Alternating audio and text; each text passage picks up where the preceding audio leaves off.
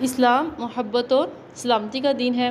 تو اس سبق میں ہم یہ جانیں گے کہ اسلام کے حوالے سے کہ اس کے فوائد و ثمرات، یا اسلام سے پہلے کے حوالے کا بھی جائزہ لیں گے، اسلام کے بعد والی زندگی کا بھی ہم اس میں جائزہ لیں گے، ٹھیک ہے۔ اسلام سے جو پہلے والی زندگی تھی وہ زندگی کیسی تھی؟ لوگ جو تھے ایک دوسرے سے ہر وقت لڑتے رہتے تھے، جھگڑتے رہتے تھے، اور عرب کے جو لوگ تھے وہ یعنی کہ ایک دوسرے کے جانی دشمن ہوتے تھے، ایک دوسرے کے جو وہ ان کو ایک تفاخر ہوتا تھا اپنی برادری پر، اپنے قبیلوں پر وہ فخر کرتے ہوتے تھے، ٹھیک ہے۔ اور ایک ان کی ایک تاریخ میں اگر جائیں تو ایک واقعہ بھی آتا ہے کہ جو ایک بسواس نامی اونٹنی کی وجہ سے 40 سال مسلسل قتل ہوتے رہے، اور پتہ نہیں کتنے زیادہ قتل ہوئے، ٹھیک ہے۔ وہ واقعہ کیا تھا؟ ایک اونٹنی تھی، بسواس نام تھا اس کا، اور اس کی جو ہے نا ایک ریس لگی تھی دوسری اونٹنیوں کے ساتھ، اور وہ اونٹنی جیت گئی، اور جس کی ہاری تھی اس نے کیا کیا؟ غصے میں آ کر اس کی اونٹنی کو قتل کر دیا۔ پھر اس نے کیا کیا؟ اس آدمی کو قتل کر دیا، اور پھر اس نے کیا کیا؟ ان کے قبیلے کے آدمی کو قتل کر دیا۔ یعنی کرتے کرتے کرتے کرتے 40 سال مسلسل کیا ہوا تھا؟ ان قبائل کے درمیان آپس میں جنگیں ہوتی رہی تھیں، اور وہ لوگ دوسرے کی شکلیں تک نہیں دیکھنا گوارا کرتے تھے۔ اب دیکھیں، جب اس طرح کا کوئی ماحول ہو تو کیا اس میں یعنی زندگی گزاری جا سکتی ہے؟ بالکل نہیں گزاری جا سکتی نا۔ تو پھر کیا ہوا؟ اللہ تعالیٰ کا ان لوگوں پر انعام ہوا کہ اللہ تعالیٰ نے پھر وہ جو عرب کے لوگ تھے ان میں آپ صلی اللہ علیہ وآلہ وسلم کو مبعوث فرمایا۔ آپ صلی اللہ علیہ وآلہ وسلم نے اپنی زندگی جو تھی اس میں جو نبوت سے پہلے کی جو زندگی، ٹھیک ہے، اس میں آپ صلی اللہ علیہ وآلہ وسلم کے اتنے پیارے، خوبصورت اور صاف تھے، عادتیں تھیں کہ کوئی بھی جو بندہ تھا نا، یعنی کہ آنکھیں بند کر کے آپ صلی اللہ علیہ وآلہ وسلم پر کیا کر دیتا تھا؟ یقین کرنا شروع کر دیتا تھا، ٹھیک ہے۔ تو پھر کیا ہوا کہ آپ صلی اللہ علیہ وآلہ وسلم کو جب ایک دفعہ جب اللہ تعالیٰ نے اس بات سے آگاہی دی کہ ان کو نبوت کے لیے چن لیا گیا ہے، ٹھیک ہے، تو پھر آپ صلی اللہ علیہ وآلہ وسلم ایک اونچی پہاڑی پر چڑھ گئے اور لوگوں کو آواز دے کر مخاطب کیا۔ سارے جب لوگ اکٹھے ہوئے تو پھر آپ صلی اللہ علیہ وسلم نے ان سے ایک سوال کیا، کیونکہ پہاڑی اونچی تھی اور آپ صلی اللہ علیہ وسلم کا وہ جو دوسرا اس کا بیک والا ایریا تھا وہ دکھائی دے رہا تھا، لوگوں کو دکھائی نہیں دے رہا تھا، ٹھیک ہے۔ آپ صلی اللہ علیہ وسلم نے ان سے یہ سوال کیا، مجھے بتاؤ اگر میں آپ سے یہ کہوں کہ یہ جو پہاڑی، اس کے پیچھے ایک لشکر ہے جو تم پر حملہ کرنے کے لیے آ رہا ہے، کہ آپ سارے میری بات پر یقین کر لو گے؟ تو سب نے کیا کہا تھا؟ ہاں جی، یہ بالکل ہم ضرور آپ کی بات پر یقین کر لیں گے، کیونکہ ہم نے کبھی آپ کو جھوٹ بولتے ہوئے نہیں دیکھا۔ تو پھر اس وقت آپ صلی اللہ علیہ وآلہ وسلم نے لوگوں کو یہ بتایا، لوگوں اللہ تعالیٰ ایک ہے اور صرف اسی ہی کی کیا کرو؟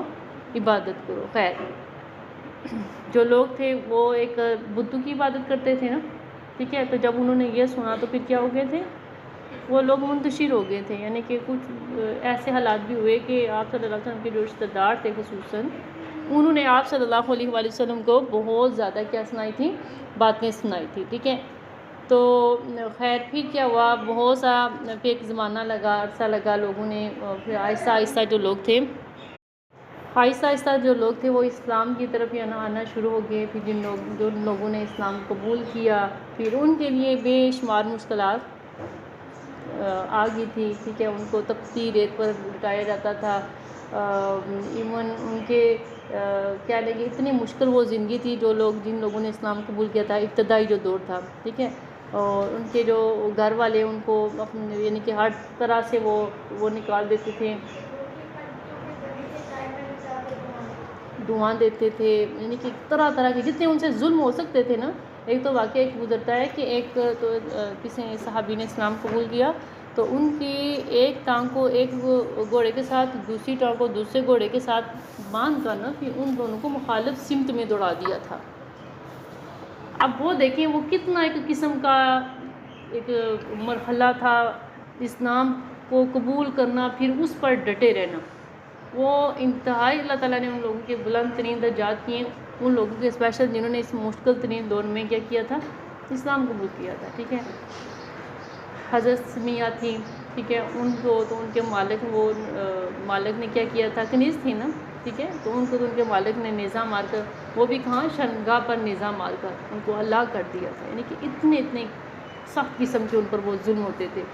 خیر اللہ تعالیٰ کا حکم ہوا کہ آپ ہجرت کر دیں، ٹھیک ہے۔ پہلے تو لوگوں نے حبشہ کی طرف ہجرت کی، ٹھیک ہے، تو پھر اس کے بعد پھر مدینہ کی طرف ہجرت کی۔ جب مدینہ کی طرف ہجرت کی تو پھر اس کے بعد پھر کیا ہوا کہ جو لوگ تھے پھر تھوڑا سا اسلام کو بھی ترقی ہوئی، اسلام کا فروغ ہوا، ٹھیک ہے، تو اسلام یعنی کہہ لیں کہ پھلنے پھولنے لگا، ٹھیک ہے۔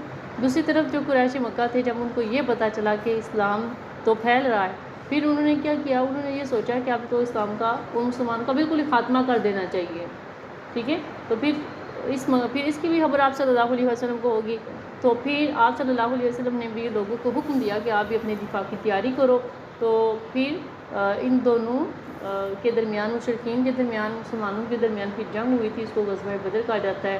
تو اس میں پھر کامیابی ہوئی، کامیابی کے بعد پھر اللہ تعالیٰ نے مزید مسلمانوں کو اور کامیابیاں دی، کافی سارے غزوات ہوئے، ایون مکہ فتح ہو گیا۔ تو اس میں بھی جو لوگ تھے ان کے دڑا دڑ اسلام میں جوگ در جوگ وہ داخل ہو رہے تھے، ٹھیک ہے۔